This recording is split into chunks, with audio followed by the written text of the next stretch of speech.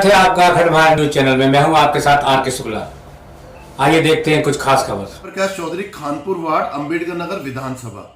कल ward number 165 Madangir से संतोष रानी जी का एक पर्चा कैंसिल हुआ, जिसमें उन्होंने वो टेम्परेरी कॉन्ट्रैक्ट बेस पे काम करती थी और वो फॉर्म में लिख दिया कि वे वो टेम्परेरी कॉन्ट्रैक्ट वर्कर हैं। वो 2 दिन चैलेंज रहा, बीजेपी की लीगल सेल ने उसको चैलेंज किया, फाइनली वो कैंसिल हुआ।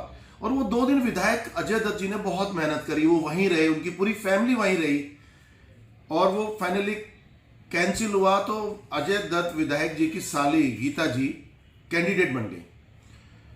अब उसमें यह है कि पहली उन्होंने मैंने उनका रिप्लाई पढ़ा तो उसमें लिखा कि जी अक्टूबर 2022 को उनका कॉन्ट्रैक्ट खत्म हो गया था, उसके बाद उन्होंने रिन्यू नहीं करा वो कॉन्ट्रैक्ट। तो सही बात है, लेकिन अगले पैराग्राफ रिप्लाई में वो लिखते हैं कि वो 1/11/2022 से 14/11/2022 से एब्सेंट चल रही हैं।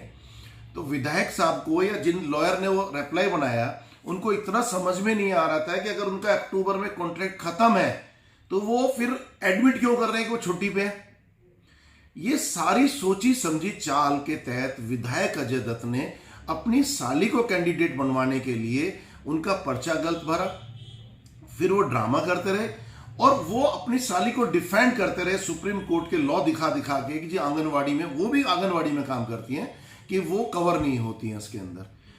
पार्टी को, केजरीवाल साहब को और जनता को समझना चाहिए कि एक विधायक किसी गरीब वाल्मीकि समाज की बेटी के साथ इतना अन्याय कैसे कर सकता है कि उनको पार्टी से पहले एक गरीब वर्कर दिखा के पर्चा दिलवाया, उसके बाद उसको सिस्टम में लाके उसको कैंसिल करा के अपनी साली को कैंडिडेट बनाया।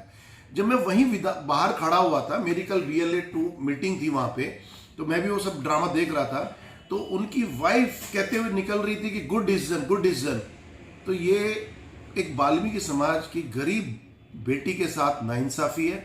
और जितना मैंने आज उसको देखा, उस पूरा रिप्लाई पढ़ा, अगर संतोष जी इसको चैलेंज करेंगी, क्योंकि जिस एक्ट में वो चैलेंज हुआ है वो एक्ट कॉन्ट्रैक्टर के लिए है, वो इंडिविजुअल के लिए है ही नहीं एक्ट। उसको अगर वो चैलेंज करती हैं तो ये इलेक्शन रद्द होगा 100%। उनको जाना चाहिए और विधायक की चाल का पर्दाफाश होगा हर हालत में।